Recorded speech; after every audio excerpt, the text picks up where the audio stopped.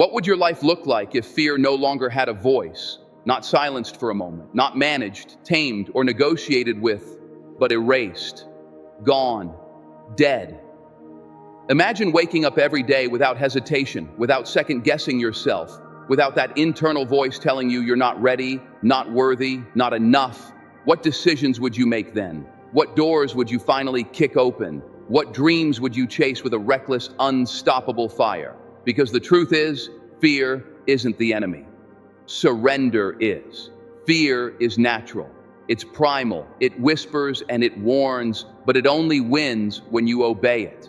And every time you believe it, every time you shrink instead of stepping forward, you trade power for comfort. You give up growth for safety. You stall. You suffocate. You stand still, not because you're weak, but because fear has convinced you that stillness is survival. But not today. Today, we expose fear for what it is: a liar, a story, a shadow pretending to be real.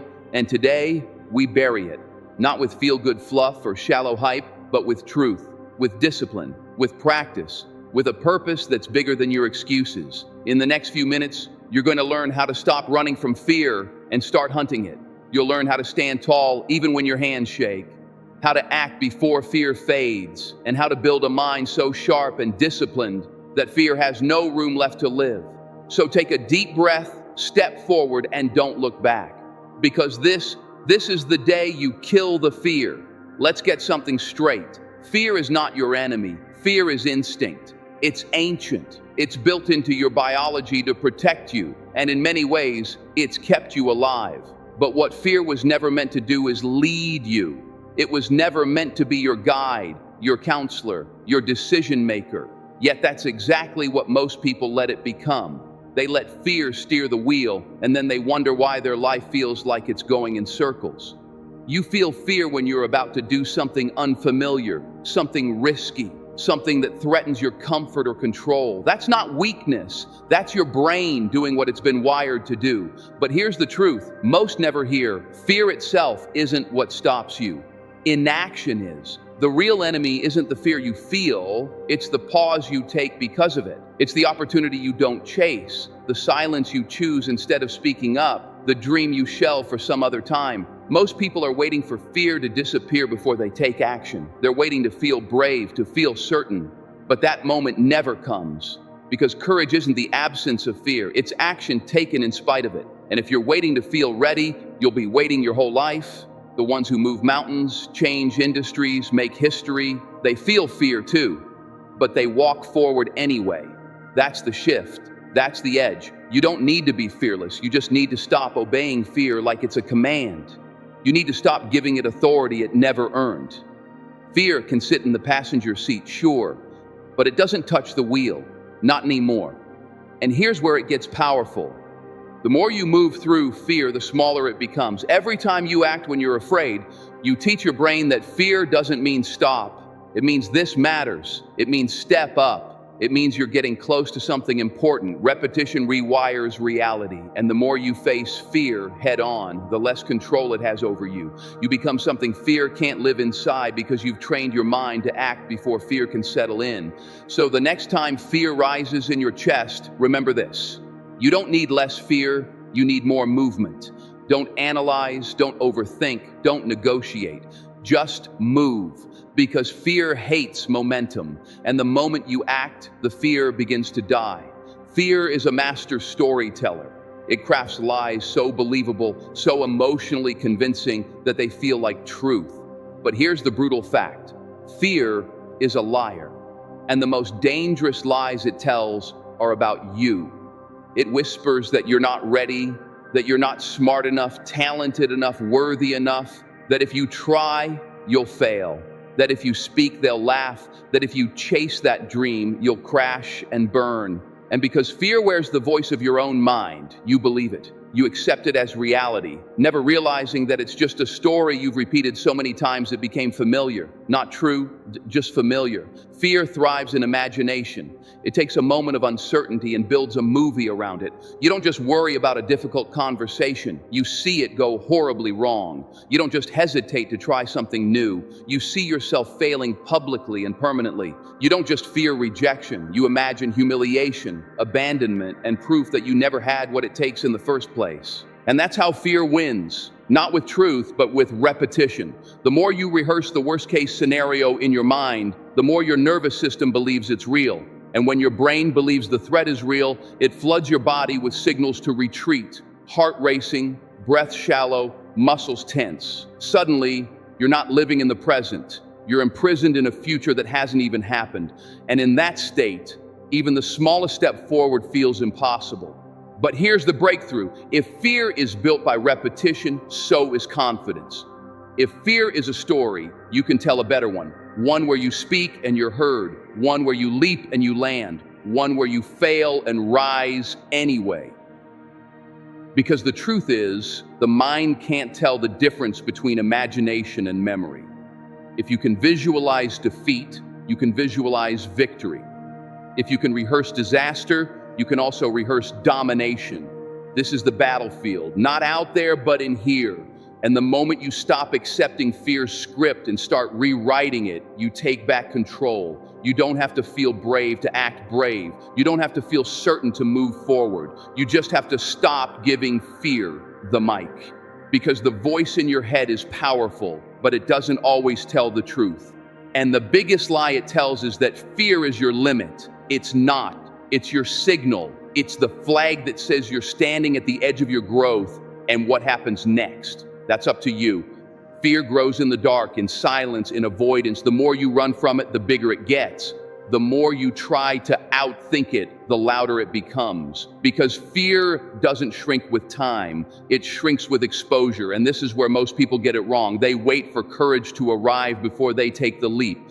They wait for the fear to fade before they take the first step. But courage doesn't come before action. It comes because of action. Imagine standing at the edge of a freezing pool. You can dip your toe in, walk away, come back tomorrow, overthink it again, and still feel cold just looking at it. Or you can jump in, shock your system, let your body adapt, and in a few seconds, you're no longer afraid. Why? Because you've experienced what your mind exaggerated.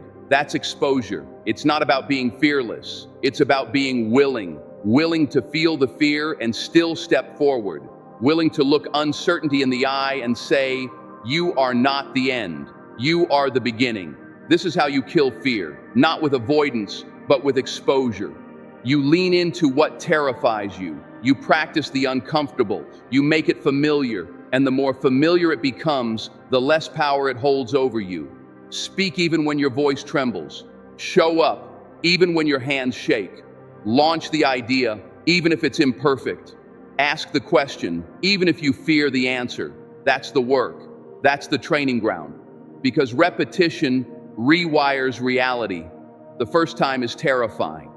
The second time is uncomfortable. The 10th time is routine. And the 100th time, it's freedom. The people you admire, the speakers, the leaders, the creators, the fighters, they didn't start brave. They started scared. The only difference is they refused to stay that way. They built tolerance to discomfort. They didn't run from the storm. They stepped into it again and again until the thunder couldn't shake them anymore. The truth is, the fear never fully leaves, but you stop flinching when it speaks. You stop shrinking when it rises because you've faced it enough times to know it's just a sound. It's just a signal, and it doesn't have the final word. You do. The only way out is through. Through the trembling, through the failure, through the doubt. You walk straight into the storm, not because you're unafraid, but because you know the other side of fear holds the life you haven't lived yet. And that's a price worth paying. If you want to kill fear, you must go to its source, your mind. Because fear doesn't start in the world. It starts in your thoughts, in the silent, invisible stories you repeat to yourself. Stories of inadequacy, of danger, of what might go wrong. Stories that play on a loop, shaping your reality without you even realizing it. And here's the truth. If you don't train your thoughts, they will train you. Left unchecked, The mind becomes a battlefield where fear always wins. But you're not here to be ruled by fear. You're here to reclaim your mind, to take back the pen and write a new script. And it begins with this simple but powerful realization. You are not your thoughts. You are the observer of your thoughts. You are the architect, the programmer, the one who chooses what gets to stay. So when fear whispers, you're not ready, you don't just accept it. You question it. You respond, says who?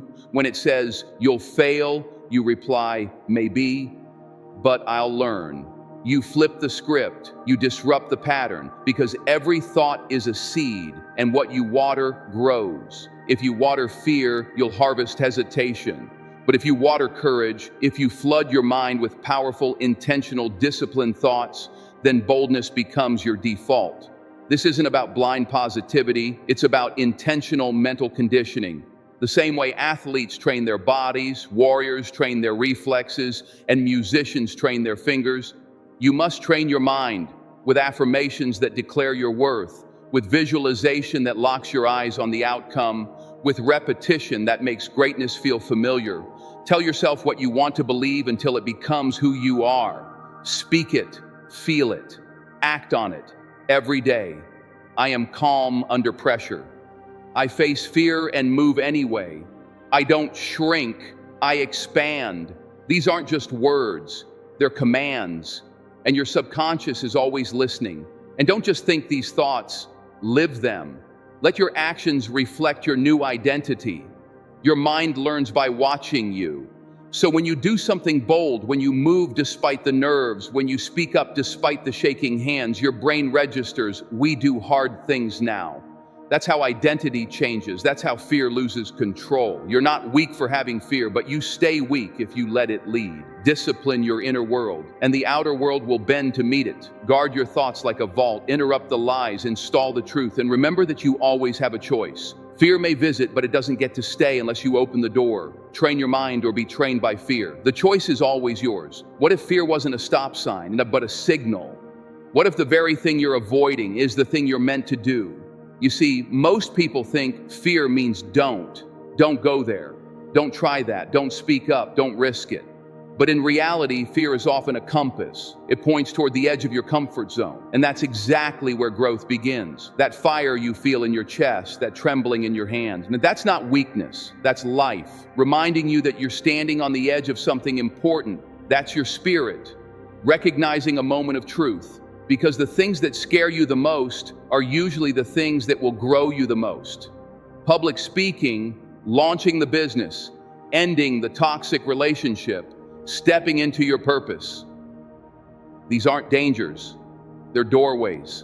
And the key to unlocking them is action, not perfection, not certainty, just movement. One step forward, straight into the thing that terrifies you. Courage is not the absence of fear. It is the decision to move in its presence. So when fear shows up, don't shrink. Lean in. Lean toward the fire. Let it sharpen you. Let it burn away your excuses. Let it become fuel. That resistance you feel says it means you're getting close to something real, close to your calling, close to your next level. And let me tell you something most people won't. The fear never fully disappears. Not for the brave, not for the successful, not for the legends. The fear is still there, but they've made peace with it. They've learned to walk with it, to keep going, even while shaking. That's what makes them fearless. Not that they feel nothing, but that they refuse to be owned by it. So the next time fear shows up, say, "Thank you. I see you, but I'm not stopping." And then take that step, make the call, hit publish, say yes, say no. Say the thing that scares you. The moment you lean toward the fire, the fear begins to fade, and what's left is freedom. Here's the truth nobody wants to hear. You will not become fearless by waiting to feel brave. You don't kill fear with feelings. You kill fear with discipline.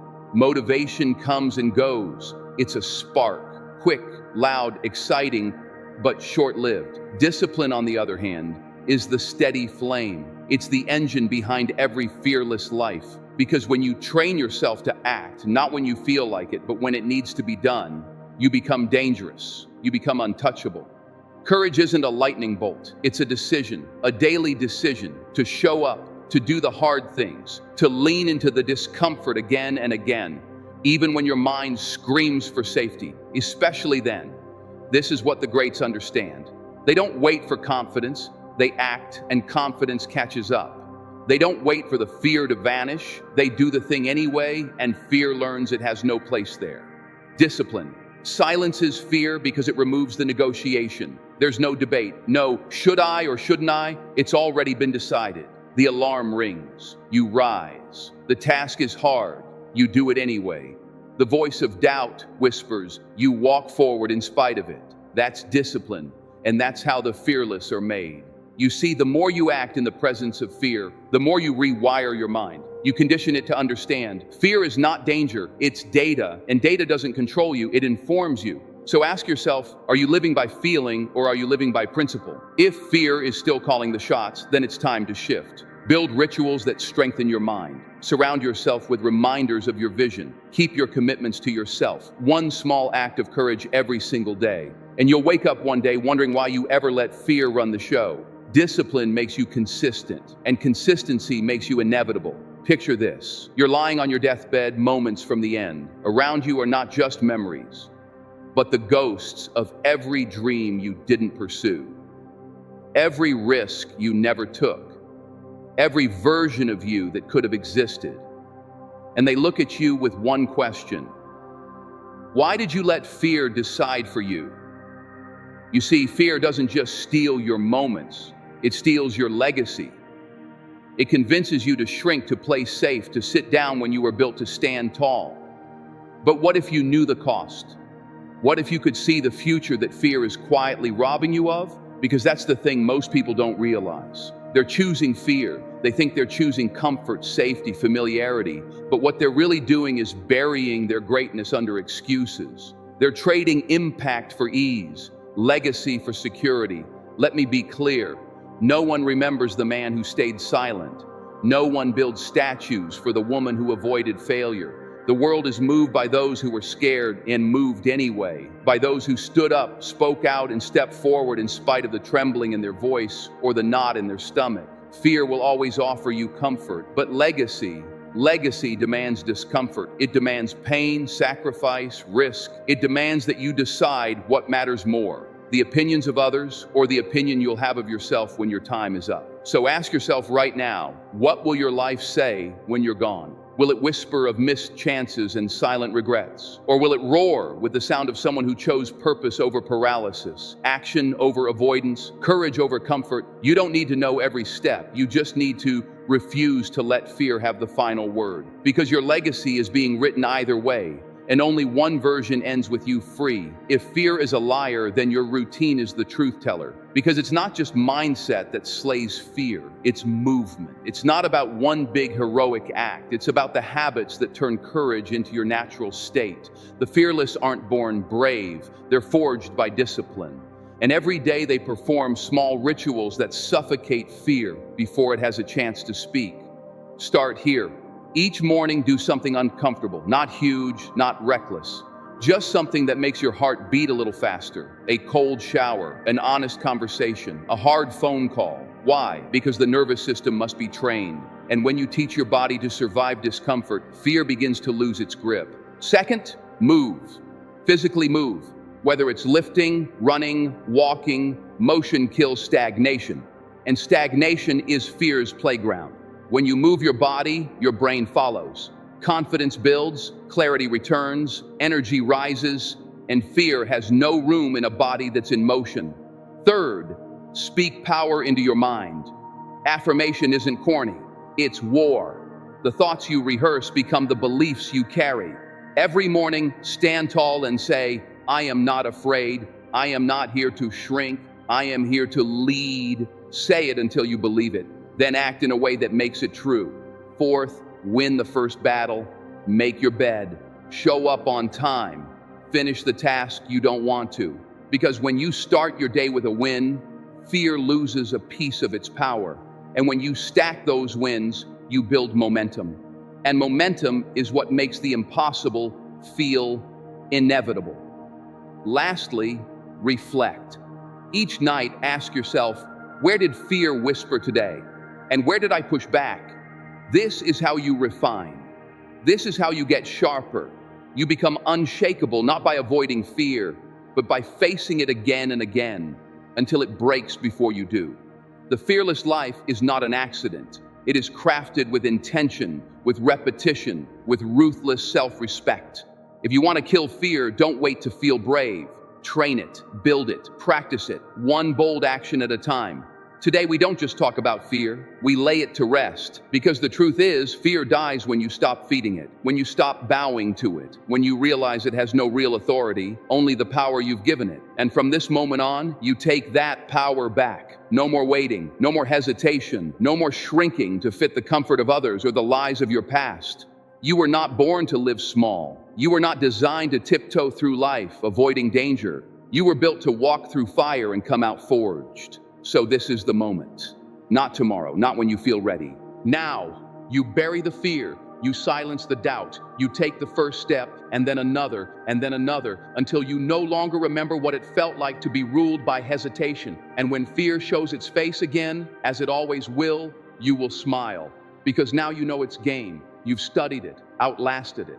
You've trained your mind and body to walk forward anyway. Fear doesn't get a vote in your future anymore. Only your vision does. Only your mission does. And so stand up, straighten your spine, and look fear in the face one last time. Say, thank you for the lessons, for the growth, for the clarity. And then say, goodbye, because you're done letting fear decide who you get to be. This is your time. Now you are fearless because you chose to be. But slaying the beast is one thing. Understanding its nature, its tricks, its deepest shadows is another. To truly remain free, you must become the master of the territory fear once occupied. Your other self, the one who never hesitates, never retreats, is waiting. And to unleash them, we must go deeper into the very architecture of fear itself.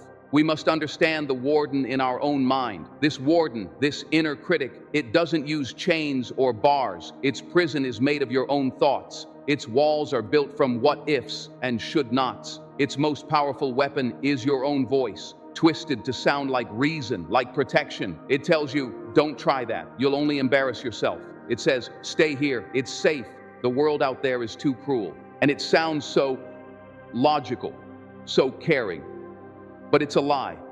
The warden's goal isn't your safety, it's your stagnation, because your growth threatens its existence. Your courage makes its prison walls irrelevant. Every time you step into fear, you are staging a prison break. Every time you act on a dream, you are dismantling its fortress, brick by painful brick. You have to see this warden not as you, but as a program running in the background, a ghost in the machine. And you must learn to defy it. When it says you can't, your disciplined response must be, watch me. When it whispers of failure, you must shout back with the memory of every time you've ever succeeded, no matter how small. This is not a one-time battle. It is a daily rebellion. It is the conscious, deliberate choice to listen to the whisper of your purpose over the roar of your fear. The warden wants you to believe you are the prisoner. The truth is, you have always been the key. And this brings us to the arena. Life is not a spectator sport. You were not meant to sit in the stands, judging the players, critiquing their moves, and pointing out their mistakes. You were meant to be in the arena, your face marred by dust and sweat and blood, striving valiantly, erring, coming up short again and again, because there is no effort without error and shortcoming. But who, in the end, actually lives? The critic in the stands, safe and sterile, or the warrior on the field, who dares greatly, who knows great enthusiasms, great devotions, who spends themselves in a worthy cause, who at the best knows in the end the triumph of high achievement, and who at the worst, if they fail, at least fails while daring greatly. Fear wants to keep you in the stands. It wants you to be a critic of your own life, to analyze everything to death so you never have to actually do anything. Because in the stands, you can't get hurt, you can't fail, you can't be judged, but you also can't win, you can't grow, you can't live. The moment you decide to climb over that railing and step onto the sand, everything changes. The roar of the crowd fades, the opinions of the critics become meaningless noise. All that matters is the ground beneath your feet and the next step you take. This is where you stop fearing failure. Because in the arena, failure is not the opposite of success. It's part of it. It's the price of admission. It's the feedback that sharpens your sword. It's the scar that proves you were in the fight. So stop waiting for the perfect conditions. Stop waiting for the fear to go away. Step into your arena. Get dirty, get tired, get your heart broken, and rise again. Because a life lived in the arena, no matter the outcome, is infinitely more glorious than a lifetime spent in the stands, wishing you had the courage to play. But there's another fear, a deeper, more subtle one, the one we rarely admit. It's not the fear of failure, it's the fear of success, the fear of our own light. We ask ourselves, who am I to be brilliant, gorgeous, talented, fabulous? But actually, who are you not to be? You are a child of God. Your playing small does not serve the world. There is nothing enlightened about shrinking so that other people won't feel insecure around you. We are all meant to shine. We were born to make manifest the glory of God that is within us. It's not just in some of us, it's in everyone. And as we let our own light shine, we unconsciously give other people permission to do the same. As we are liberated from our own fear, our presence automatically liberates others. Think about that. Your greatest fear might not be that you are inadequate. Your deepest fear might be that you are powerful beyond measure. What if you actually succeeded? What if the business takes off? What if your voice actually reaches millions? What if you become the person you've always dreamed of being? With that success comes new responsibilities, new expectations, new visibility, a new level of problems. And the warden in your mind screams, "You can't handle that, stay here where it's predictable." It's a fear of the unknown, even if that unknown is the very thing you've been praying for. You have been dimming your light to make others comfortable for far too long. You have been hiding your gifts to avoid the responsibility they carry. Today that ends. Give yourself permission to be powerful, to be brilliant, to succeed on a scale that terrifies you. The world doesn't need another person playing small. The world needs you, fully illuminated, fully alive, holding nothing back. Your success is not just for you. It's the signal fire that shows others the way out of their own darkness. Shine and let the world adjust. As you begin this journey, as you step into the arena and let your light shine, you will notice something. Not everyone will clap for you. Some of the people closest to you, the ones you expected to be your biggest cheerleaders, will be the ones trying to pull you back into the crab bucket. They will say, "You've changed." They will say, "Who do you think you are?" They will try to remind you of the safe person you used to be. Understand this. Their reaction is not about you. It is a reflection of their own fear. Your courage is a mirror to their inaction. Your light exposes the shadows they are still hiding in. You cannot let the fears of others dictate the boundaries of your life. You must have the courage to disappoint people. You must have the courage to outgrow relationships that are rooted in your former, smaller self. This is the lonely part of the work, but it is necessary. You must begin to forge your tribe, to find the other warriors who are also in their own arenas, the ones who clap when you win, the ones who help you up when you fall, the ones who aren't intimidated by your light because they are busy tending to their own. Your circle will get smaller, but its quality will become infinitely more powerful. Energy is contagious. If you surround yourself with people who live in fear, doubt, and cynicism, their gravity will inevitably pull you down. But if you surround yourself with people who live with courage, discipline, and purpose, you will rise to meet them. Be ruthless in protecting your energy. Be deliberate in choosing your circle. Your tribe is not just your support system, it is your destiny. So we stand here at the end of it all, but really at the beginning. We have exposed fear as a liar. We have committed to the discipline of the arena. We have given ourselves permission to shine and to build a tribe that fuels our fire. What is left? Only this moment, this breath, this choice. Fearlessness is not a destination you arrive at. It is a path you walk every single day. It is the choice you make when the alarm goes off. It is the choice you make when you face a setback. It is the choice you make when the voice of the warden returns and you choose to ignore it. It is the echo of your choice, repeated over and over until it becomes the anthem of your life.